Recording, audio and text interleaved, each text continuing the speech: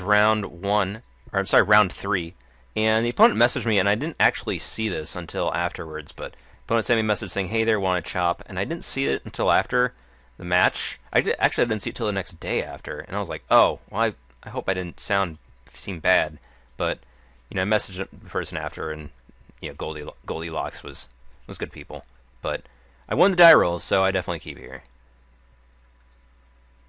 And I have a hand with Isamaru, 2 lands, and if I draw another land, I can play Mirran Crusader and Brimaz. And if I draw an island, I can play Serum Visions. So all those are nice for me. So I'm definitely happy with this hand. Go for Isamaru because that makes sense. And opponent goes for Forest and plays the Llanowar Elves. So we're off to the races, or some kind of race. And I draw a hero, which is not really what I want to draw, but that's okay. Just attack here, because Isamaru attacks into Llanowar Elves all day. And then there's a Plains, which I play, and then I just pass the turn because, well, I can't really do too much else. Opponent plays an island, and I'm like, uh-oh, this is not good. So I must have seen the Manowar in advance, because there was the Manowar bouncing my thing, and in a few ways it felt like I was going to win through just aggression, and this tempo play really put the brakes to that, so that was kind of awkward. But I did draw Plains, which let me play. So what I did here was I played Mirran Crusader because the opponent was green, but I don't know if that was really right. I probably should have just played the Brimaz here, and then tried to follow up with Hero, just so that the Battle Cry could make the 2/1s, or the 1/1s attack into Manowar, etc. So that was definitely a pretty bad play. I don't think that was good. And opponent goes for the Forest and Wake Thrasher, which means that thing's getting big, which Wake Thrasher tends to do. Wake Thrasher gets big quite often. No attacks because that doesn't make sense. And Sakashima Student, which is, well, that's pretty awkward. So let's go for the attack here, because you can't block this profitably. Like 1, 2, 3. So it becomes a 4/4. So I guess these trade, but I would prefer not to do that. Well, maybe I should have it now that I think about it. That probably would have been good. But I didn't. Opponent did not offer the chump block. And I just play Brimaz here, because that's the Lion King. And opponent just taps this. Okay, so never mind. Wake Thrasher would have just killed Mirran Crusader, because it would have been a 5/5, not a 4/4. So it's a good job for me not to. It's a good thing I didn't punt that and not attack. And then Wake Thrasher's triggers go on the stack like they do. And then becomes a 5/5. 3 mana 5/5s are pretty good. And I get attacked. And I can't block because I'm not really in the chump blocking mood. And as the blue-green deck, the opponent plays Old Man of the Sea, which is pretty awkward for me because steals Brimaz and steals this too, so this is not looking good for the home team. In fact, it's looking quite terrible. And there's Adarkar Wastes. And honestly, I don't know what I could really do in this board state. So, like any person, I just attack. I don't attack with Brimaz, I don't think, because oh, I do. Okay. So I guess I just wanted more damage there. This just, I think the opponent wouldn't have stolen this anyway. This would have died, and then this gets stolen. Not really too much I could do here. It's kind of a weird situation. So there's this.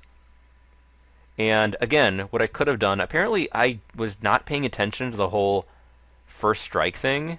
So what I could have done, especially with first strike, so first strike happens, then turn this into Manowar, and then bounce the Old Man of the Sea, just so I can start to get some tempo, and then so Brimaz can start doing some damage. But instead, I just don't do it. It just doesn't make sense. That just was terrible. So that was a really bad play. Ain't it really bad? That's a slight exaggeration. Went for the Serum Visions, but I don't know what that was really accomplishing. And I draw Savannah Lions, and then just keep the Wargear, and then and ship the Plains. Then I play a couple of dudes, or a couple of cats and dogs, and I just shields up, but I don't think that really made sense. Like, I don't know, that play just seemed really bad. I probably should have just I should have been in a position to just bounce the Old Man of the Sea, but instead I just goofed like a dummy. Especially since this thing's going to just get stolen anyway, so why would I want to keep that on board? It doesn't make sense. But here I'm getting attacked by a giant merfolk. And that, I just chump block. I'd rather block with this because the opponent has Land War Elves. And the legendary drawback isn't really a drawback here. And then... So there's a Thragtusk, and this is really looking bad for me, so... Yeah, this is not looking good at all. So, opponent gains a bunch of life, and Old Man of the Sea now has Mirran Crusader's number, which will be stolen after it untaps, of course, because that makes sense. And then I draw Wargear, and again, I'm not really sure what I'm doing here. In retrospect, this play was just bad.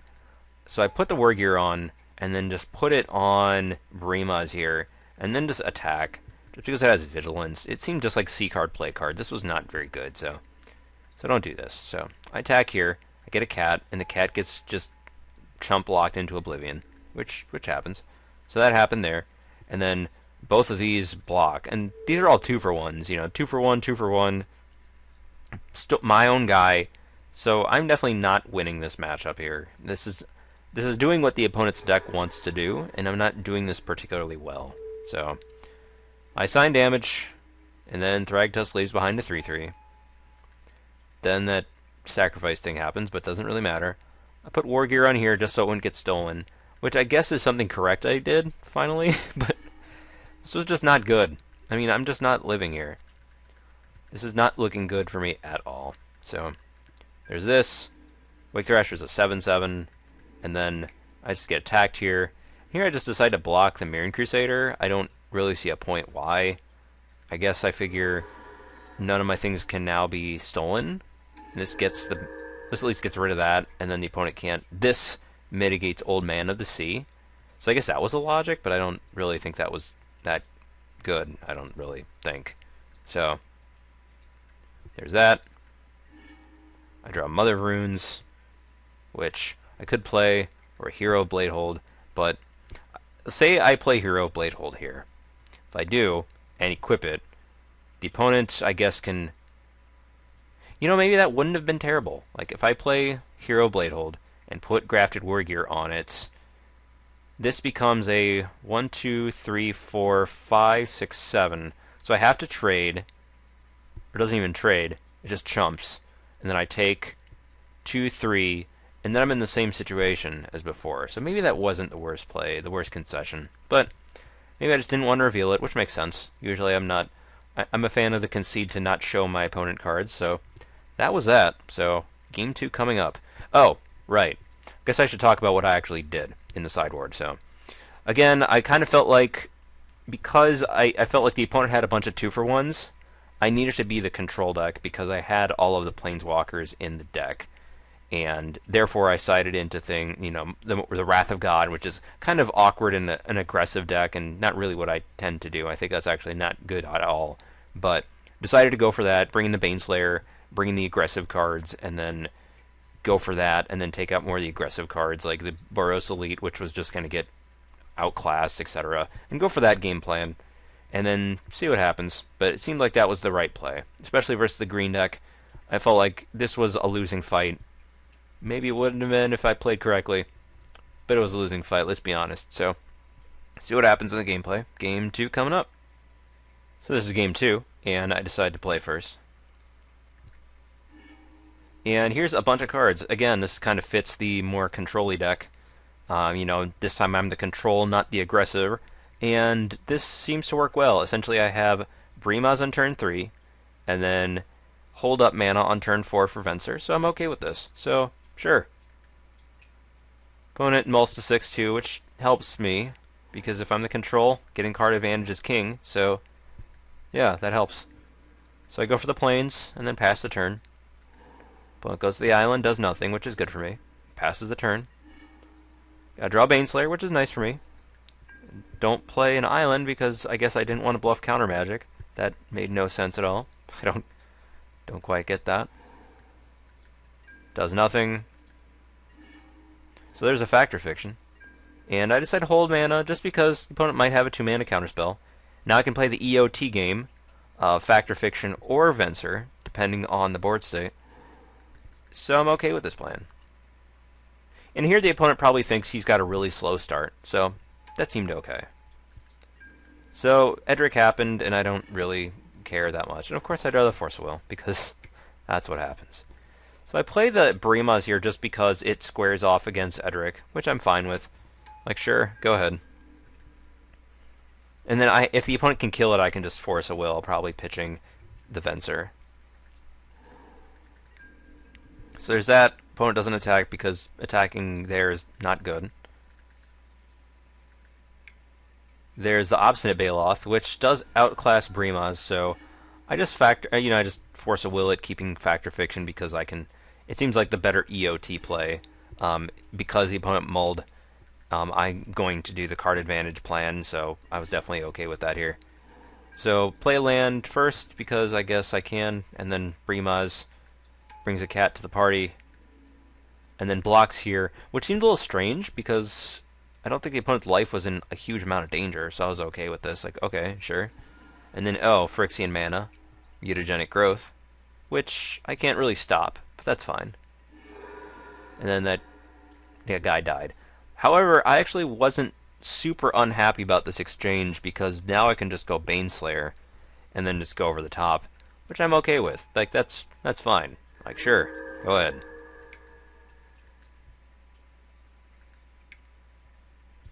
So the opponent plays Deranged Hermit, which is a nice combination with Edric, but I don't really necessarily mind that because I have the Council's Judgment, so I'm not too unhappy about this.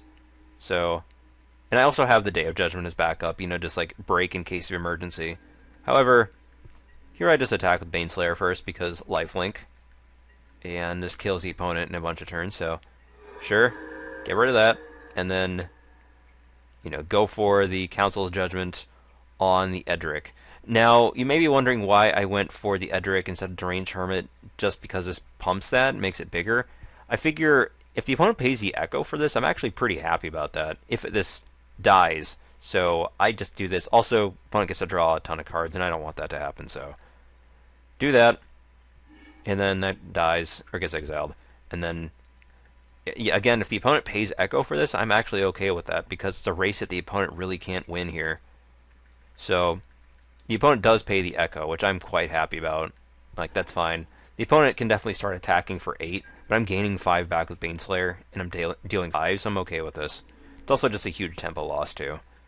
So all these attack, and then whatever happens, and then I draw land. And also this can attack, too, into Deranged Hermit, which the opponent likely isn't blocking.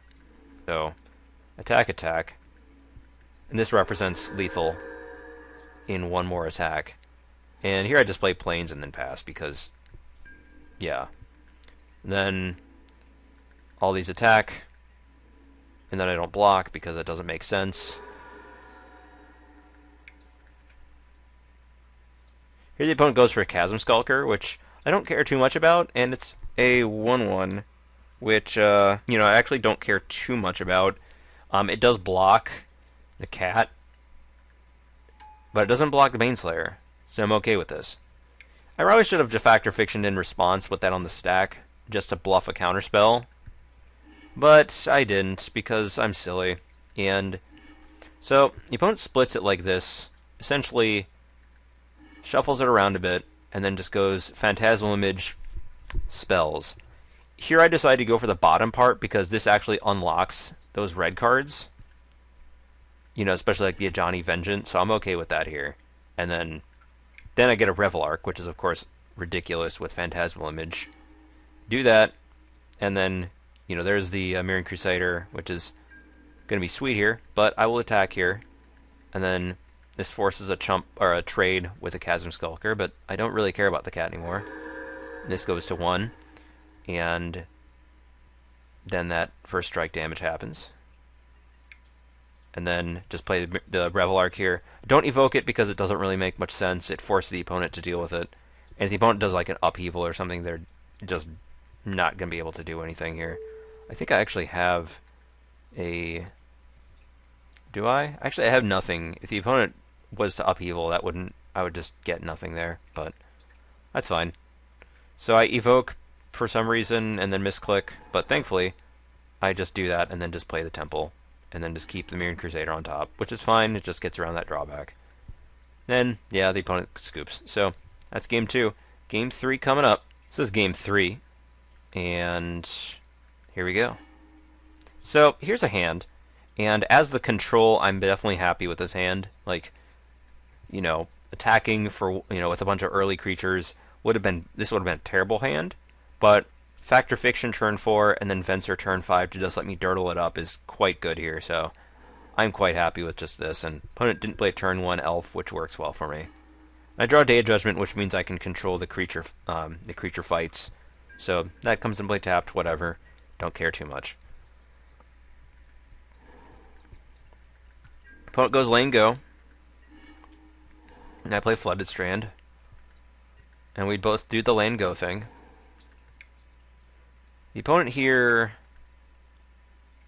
goes for the Trigun Predator. I don't really have any artifacts, so I don't really care. I mean, it's just a 2/3 flyer, which is, it puts pressure on me, but I don't care too much. So here's this, and I get an island. I decided to get an island because it means I'll probably use the blue more than the red if I'm leaning on the Shivan Reef. So I was okay with that there. And I don't draw my Brimaz, but that's okay. Like, I'm definitely shields upping here. And there's Edric, which means the opponent gets a card out of this, but at least I'm 2-for-1ing. I don't know what the exact 2-for-1 terms are for this exchange when I Wrath, but I don't. 2 creatures are dead. That's the main thing that I care about here. And I have, you know, Force of Will backup if for some reason it gets countered. Like the opponent has a Daze or something. So there's the Wrath, and the opponent just lets that happen, which makes sense. And then pass the turn. Opponent has 6 cards in hand, so we're relatively even in terms of cards.